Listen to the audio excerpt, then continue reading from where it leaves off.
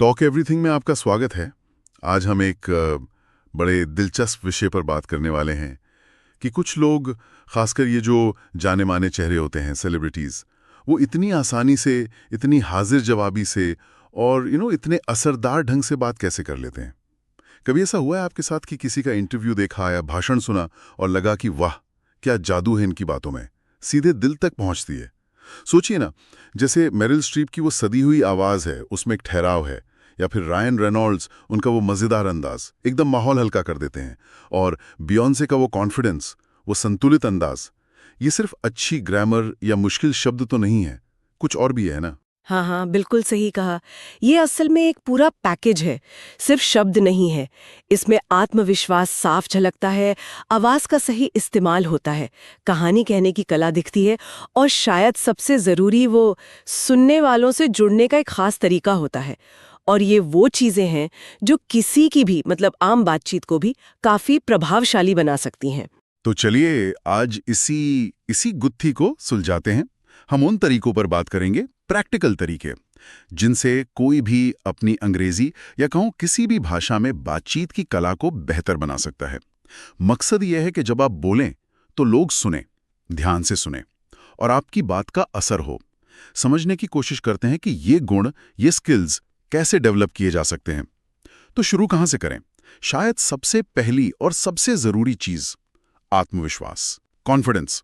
Celebrities screen पर या मंच पर तो बड़े कॉन्फिडेंट नजर आते हैं, पर यह सिर्फ ऊंची आवाज में बोलना या तनकर खड़ा होना ही तो नहीं है। नहीं नहीं, बिल्कुल नहीं। आत्मविश्वास सिर्फ बाहरी दिखावा नहीं है, ये अंदर से आता है। अपनी बात पर, अपने आप पर यकीन करने से आता है। और जब आपको यकीन होता है तो आपकी बातों में वजन आता है। और इसे बनाने के कुछ ठोस तरीके हैं। एक तो है पॉजिटिव सेल्फ टॉक, मतलब खुद से अच्छी बातें करना, खुद को याद दिलाना कि आपकी आवाज, आपकी बात मायने रखती है। ओपरा विनफ्रे जैसी हस्तियां अक्सर इस पर जोर देती हैं। हाँ, ये माइंडसेट वाली बात, ये तो समझ आती है। लेकिन क्या सिर्फ सोचने भर से आत्मविश्वास आ जाता है? मतलब प्रैक्टिकली क्या करें? सोचना पहला कदम है, बिल्कुल, लेकिन इसके साथ ही तैयारी, प्रिपरेशन बहुत जरूरी है। चाहे कोई छोटी सी बातचीत हो या कोई बड़ा भाषण, अगर आप अपने टॉपिक को अच्छी तरह जानते हैं तो कॉन्फिडेंस अपने आप बढ़ता है, घबराहट कम होती है।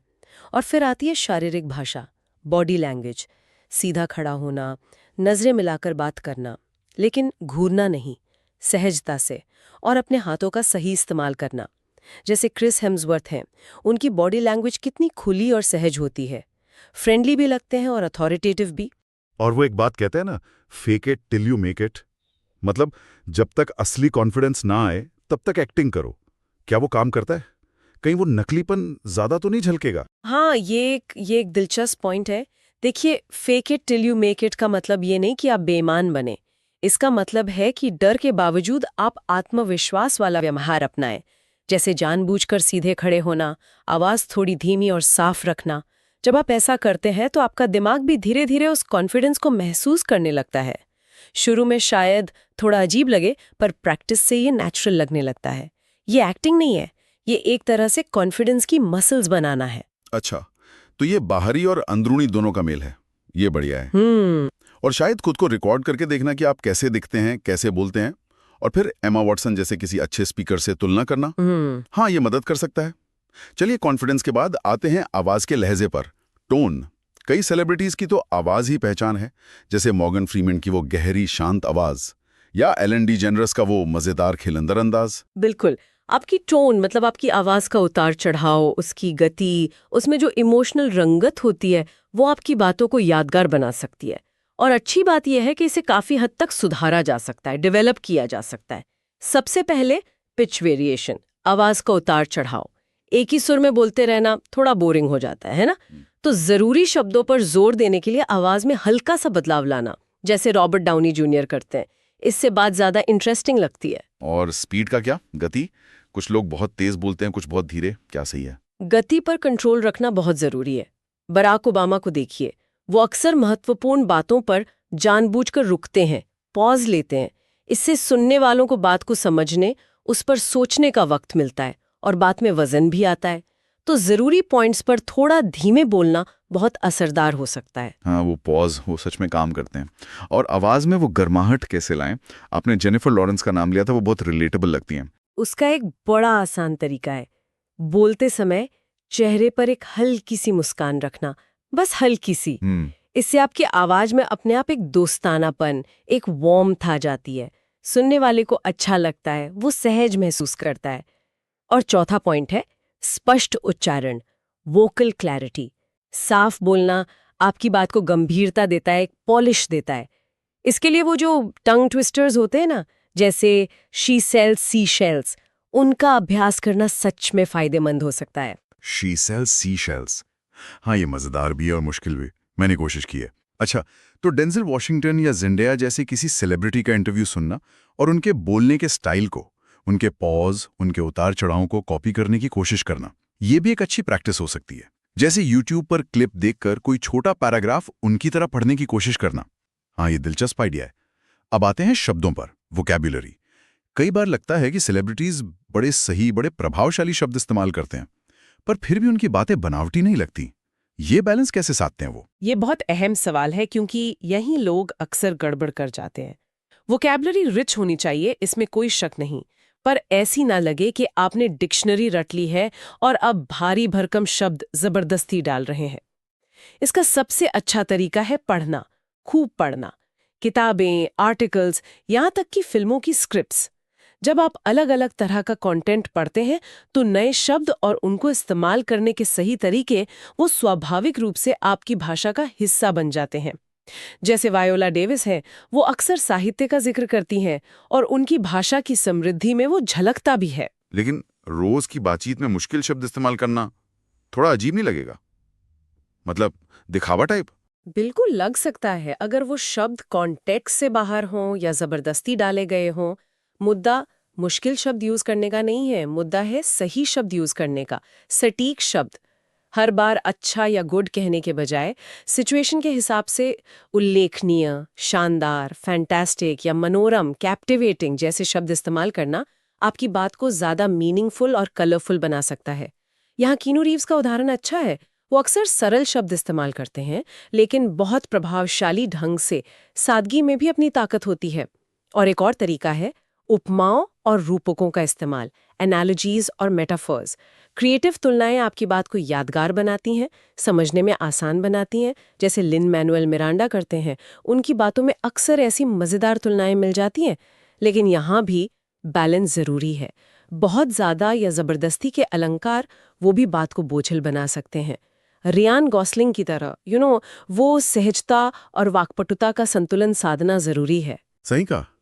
शायद वो जो आइडिया है ना, एक वर्ड जर्नल बनाने का, कि कहीं कोई नया शब्द सुना या पढ़ा, उसे लिख लिया, फिर कोशिश करके दिन में एक आध बार उसे अपनी बातचीत में इस्तेमाल किया। धीरे धीरे वो शब्द अपनी वोकैबुलरी का हिस्सा बन जाएगा। हाँ, ये एक बेहतरीन प्रैक्टिकल तरीका है। रोज थोड़ा थोड़ा, नियमितता बहुत जरूरी है इसमें। अच्छा, अगला पड़ाव है कहानी कहने की कला, स्टोरी टेलिंग। इसमें तो सेलिब्रिटीज माहिर होते हैं। चाहे टॉक शो पर कोई मजेदार किस्सा सुना रहे हो या किसी अवार्ड फंक्शन में इमोशनल स्पीच दे रहे हो, वो हमें बांध लेते हैं। ऐसा कैसे? देखिए, कहानी सुनाना शायद इंसानों को जोड़ने का सबसे पुराना और सबसे पावरफुल तरीका है। जब आप कोई कहानी सुनाते हैं, आप सिर्फ जानकारी नहीं देते, आप एक एक्सपीरियंस शेयर करते हैं। इसमें महारत हासिल करने के लिए कुछ चीजों का ध्यान रखना चाहिए। पहला, अपनी कहानी को एक स्ट्रक्चर दें, एक ढांचा। मतलब एक क्लियर शुरुआत हो, माहौल, किरदार, फिर एक मध्य भाग हो, कोई चैलेंज, कोई टर्निंग पॉइंट, कोई घटना, और फिर एक अंत हो, उसका नतीजा क्या हुआ या उससे क्या सीखा। क्रिस पाइन के इंटरव्यूज देखें, वो अक्सर अपने किस्सों को बड़े अच्छे से स्ट्रक्चर करते हैं। और इमोशंस का क्या रोल है इसमें? भावनाएं? भावनाएं तो कहानी की जान होती हैं। सिर्फ ये बताना काफी नहीं है कि क्या हुआ, ये बताना भी जरूरी है कि उस वक्त आपको कैसा महसूस हुआ। जब आप अपनी फीलिंग्स ईमानदारी से शेयर करते हैं, जैसे टेलर स्विफ्ट अपने भाषणों में करती हैं, तो सुनने वाले आपसे कनेक्ट करते हैं, वो जुड़ाव महसूस करते हैं। प्रामाणिकता, ऑथेंटिसिटी यहाँ बहुत जरूरी है। लेकिन कई बार लोग किस्से सुनाते सुनाते इतना लंबा खींच देते हैं कि मजा किरकिरा हो जाता है, बोरियत होने लगती है। बिल्कुल, इसीलिए तीसरा नुस्खा है संक्षिप्तता, कंसाइज होना। अपनी बात को कम शब्दों में कहना भी एक आर्ट है। सेलिब्रिटीज अक्सर जानते हैं कि मुद्दे की बात कैसे कहनी है, ज्यादा इधर उधर की बातें नहीं। चैडविक बोसमैन के भाषण याद करें, अक्सर छोटे होते थे लेकिन कितने पावरफुल। तो प्रैक्टिस करें कि आप अपनी कहानी 1-2 मिनट में कैसे सुना सकते हैं। और चौथा पॉइंट, विविड डिटेल्स का इस्तेमाल करें। जीवंत विवरण, सिर्फ मैं एक पार्टी में गया कहने के बजाय कुछ ऐसा कहे जिससे सुनने वाले के मन में तस्वीर बने। जैसे, मैं एक ऐसे जगमगाते कमरे में पहुंचा जो हंसी और गिलासों की खनक से गूंज रहा था। मार्गो रॉबी ये बहुत अच्छा करती हैं। वाह, ये तो वाकई कमाल का सुझाव है। मतलब किसी हॉल के अनुभव पर एक छोटी 100 शब्दों की कहानी लिखना और फिर उसे इमोशंस और सही पॉज के साथ सुनाने की प्रैक्टिस करना, जैसे किसी टॉक शो में सुना रहे हों। ये तो मजेदार हो सकता है। अच्छा, अब बात करते हैं सुनने वालों की, ऑडियंस की। उनको कैसे इंगेज करें? सेलिब्रिटीज ये कैसे करते हैं कि चाहे एक इंसान से बात कर रहे हो या हजारों की भीड़ से, हर किसी को लगता है कि उनसे सीधे बात हो रही है। हाँ, ये सब कनेक्शन बनाने के बारे में है। और इसका पहला कदम है अपने श्रोताओं को समझना। Know your audience. आप किससे बात कर रहे हैं, उनकी दिलचस्पी किस में है, उनका बैकग्राउंड क्या है। अपनी बात को उनके हिसाब से ढालना बहुत जरूरी है। मिशेल ओबामा को देखें, वो बच्चों से बात करती हैं तो अलग टोन, अलग उदाहरण इस्तेमाल करती हैं, और जब बड़ों से बात करती हैं तो अलग। इससे हर कोई जुड़ा हुआ महसूस करता है। अच्छा, और क्या तरीके हैं ये कनेक्शन बनाने के? सवाल पूछना, ये एक बहुत इफेक्टिव तरीका है। चाहे वो रिटोरिकल सवाल हो जिनका जवाब नहीं चाहिए, जैसे क्या आपने कभी ऐसा महसूस किया है, या डायरेक्ट सवाल हो। ये सुनने वालों को सोचने पर मजबूर करते हैं, उन्हें बातचीत में खींच लेते हैं। विल स्मिथ अक्सर ऐसा करते हैं। तीसरा, ह्यूमर का सही इस्तेमाल। रायन रेनॉल्ड्स की तरह हल्का फुल्का नेचुरल मजाक माहौल को बहुत रिलैक्स बना सकता है। लेकिन ध्यान रखना चाहिए कि मजाक हमेशा सेफ हो, इंक्लूसिव हो। ऐसा ना हो कि किसी को बुरा लग जाए। हाँ, ह्यूमर वो थोड़ा ट्रिकी हो सकता है। और लोगों के रिएक्शंस पर ध्यान देना, जैसे कोई सुन रहा है या नहीं, बहुत जरूरी। एक्टिव लिसनिंग का हिस्सा है ये। अगर कोई आपकी बात सुनकर सिर हिलाता है या मुस्कुराता है या कोई और रिएक्शन देता है तो उसे एक्नॉलेज करें। एक हल्की सी मुस्कान या एक छोटा सा कमेंट, जैसे हाँ लगता है आप समझ रहे हैं, भी ये दिखाता है कि आप उनसे जुड़े हुए हैं, आप उन पर ध्यान दे रहे हैं। ड्वेन द रॉक जॉनसन अपनी लाइव ऑडियंस के साथ ये बहुत अच्छा करते हैं। वो उनकी एनर्जी पर रिएक्ट करते हैं। जरूरी है। जब आप दूसरे की बात सुनकर रिस्पॉन्ड करते हैं तो बातचीत ज्यादा जीवंत होती है, टू वे होती है, ठीक किसी अच्छे टॉक शो होस्ट की तरह। चलिए अब एक ऐसे पहलू पर आते हैं जिस पर बहुत लोग सोचते हैं, लहजा, एक्सेंट और उच्चारण, प्रोनाउंसिएशन। क्या सेलिब्रिटी की तरह बोलने के लिए कोई खास एक्सेंट अपनाना जरूरी है? ये एक बहुत कॉमन सवाल है, लेकिन सच कहूं तो किसी खास एक्सेंट की नकल करने की कोई जरूरत नहीं है। दुनिया भर में अंग्रेजी कितने अलग अलग लहजों में बोली जाती है।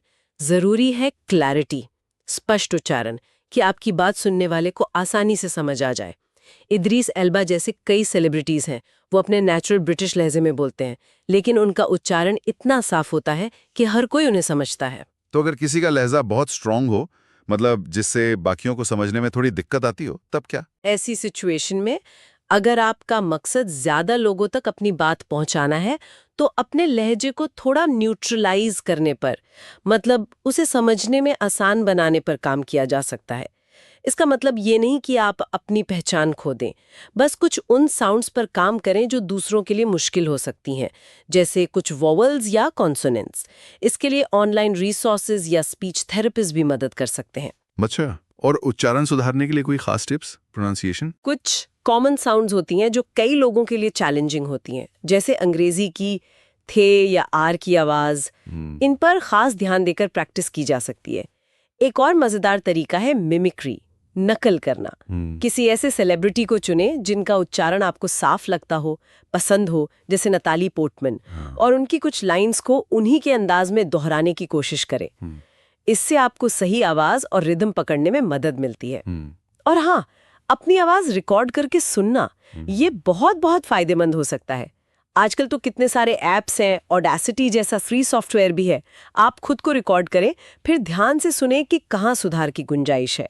आप चाहें तो नेटिव स्पीकर की रिकॉर्डिंग से तुलना भी कर सकते हैं। हाँ, आजकल तो ईएल से स्पीक या स्पीचलिंग जैसे ऐप भी हैं जो उच्चारण पर रियल टाइम फीडबैक देते हैं। टेक्नोलॉजी का फायदा उठाना चाहिए। लेकिन ये सारी टेक्निक्स, ये सारी टिप्स, ये तभी काम आएंगी जब हम प्रैक्टिस करेंगे। बिल्कुल अभ्यास अभ्यास अभ्यास। कोई भी रातों रात बढ़िया स्पीकर नहीं बन जाता। ये एक स्किल है, एक हुनर है जिसे लगातार मेहनत से, प्रैक्टिस से निखारा जाता है। ठीक वैसे ही जैसे कोई म्यूजिशियन रोज रियाज करता है या कोई एथलीट प्रैक्टिस करता है। तो प्रैक्टिस कैसे करें? रोज शीशे के सामने खड़े होकर बोलना, क्या ये काफी है? वो भी एक तरीका है, बिल्कुल, लेकिन और भी रास्ते हैं। जैसे किसी स्पीकिंग क्लब में शामिल होना, टोस्टमास्टर्स एक बहुत अच्छा प्लेटफॉर्म है, या कोई लोकल इम्प्रोवाइजेशन ग्रुप हो। वहाँ आपको एक सेफ माहौल मिलता है बोलने का, फीडबैक पाने का, और थोड़ा सा वो प्रेशर झेलने का अनुभव भी मिलता है जो शायद सेलिब्रिटीज महसूस करते होंगे। और रोजमर्रा की जिंदगी में कैसे प्रैक्टिस करें? जो ज़रूरी बातचीत या मीटिंग्स हो, उनके लिए पहले से अपने मेन पॉइंट्स लिख लेना। जैसे कोई सेलिब्रिटी प्रेस जंकेट की तैयारी करता है, इससे आप फोकस्ड रहते हैं। और साथ ही बिना तैयारी के बोलने की भी प्रैक्टिस करें, इम्प्रॉम्प्टू स्पीकिंग। किसी दोस्त से कहें कि वो आपसे अचानक किसी टॉपिक पर 2 मिनट बोलने को कहें। स्कारलेट जोहानसन जैसे स्टार्स इंटरव्यू में अचानक पूछे गए सवालों का भी कितनी आसानी से जवाब दे देते हैं। और सबसे जरूरी, फीडबैक लेना। किसी भरोसेमंद दोस्त से, कलीग से या किसी मेंटोर से पूछें कि आपकी बातचीत में क्या अच्छा है और कहाँ सुधार हो सकता है। ऑनेस्ट फीडबैक बहुत कीमती होता है। शायद हर हफ्ते कोई छोटा सा टारगेट रखना, जैसे ऑफिस में टीम के सामने कोई अपडेट देना या दोस्तों के बीच कोई कहानी सुनाना, ये भी धीरे धीरे कॉन्फिडेंस बढ़ाने में मदद कर सकता है। और अब हम आते हैं आखिरी लेकिन शायद सबसे अहम बात पर, प्रामाणिक रहना, ऑथेंटिक रहना। जो सबसे ज्यादा पसंद किए जाने वाले सेलिब्रिटीज हैं, वो अक्सर वही होते हैं जो बनावटी नहीं लगते, जो असली लगते हैं। हाँ, ये सबसे महत्वपूर्ण बात है। लिजो की वो बेबाकी हो या टॉम हैंक्स का वो अपनापन वाला अंदाज, उनकी ऑथेंटिसिटी ही उन्हें यादगार बनाती है। दूसरों की टेक्निक से सीखना बहुत अच्छा है, लेकिन उन्हें अपनी पर्सनालिटी में ढालना जरूरी है। किसी और की कार्बन कॉपी बनने की कोशिश नहीं करनी चाहिए। अपनी जो यूनिक आवाज है, अपना जो स्टाइल है, उसे पहचानें और उसे अपनाएं। लेकिन ये अपनी आवाज ढूंढे कैसे? कैसे पता चले कि क्या ऑथेंटिक है? अपनी बातचीत में अपनी पर्सनल सोच, अपने अनुभव, अपनी वैल्यूज को शामिल करें। जैसे एलिशा कीज हैं, वो अक्सर अपने संगीत और बातों में सोशल इश्यूज पर अपने विचार रखती हैं, और कभी-कभी अपनी वल्नरेबिलिटीज, अपनी कमजोरियां या अनिश्चितताएं जाहिर करने से भी डरना नहीं चाहिए। एमा स्टोन को देखें, वो अक्सर इंटरव्यू में थोड़ी नर्वस या मजाकिया तौर पर अपनी छोटी-मोटी गलतियां मान लेती हैं।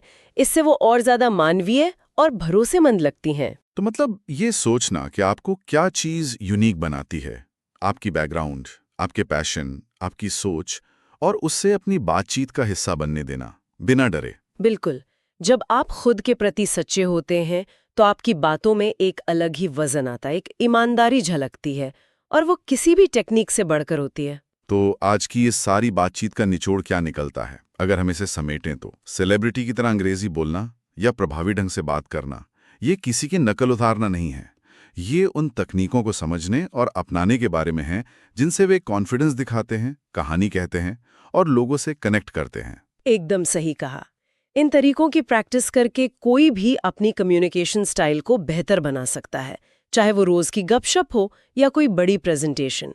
शुरुआत छोटे कदमों से करें, लगातार प्रैक्टिस करते रहें, और आप धीरे धीरे अपनी बातचीत में एक नया निखार, एक नई सहजता महसूस करेंगे। आज हमने कई टिप्स पर बात की, तो क्यों ना इनमें से कोई एक चुनें और आज ही उसे प्रैक्टिस करें। हो सकता है आप अपनी आवाज़ रिकॉर्ड करें, या किसी दोस्त को कोई छोटा सा किस्सा सुनाएं, या बस आज किसी बातचीत में एक नया सीखा हुआ शब्द इस्तेमाल करें। हर छोटा कदम आगे ले जाएगा। और जाते जाते सोचने के लिए एक विचार छोड़ जाते हैं। ये जो कम्युनिकेशन स्किल्स हैं, ये सिर्फ मंच या फॉर्मल मौकों के लिए नहीं है। जरा सोचिए, रोजमर्रा की जिंदगी में अपने दोस्तों, परिवार, कलीग्स के साथ बातचीत में इन तकनीकों का थोड़ा सा भी इस्तेमाल आपके रिश्तों को कितना बेहतर और गहरा बना सकता है। इस पर विचार किया जा सकता है।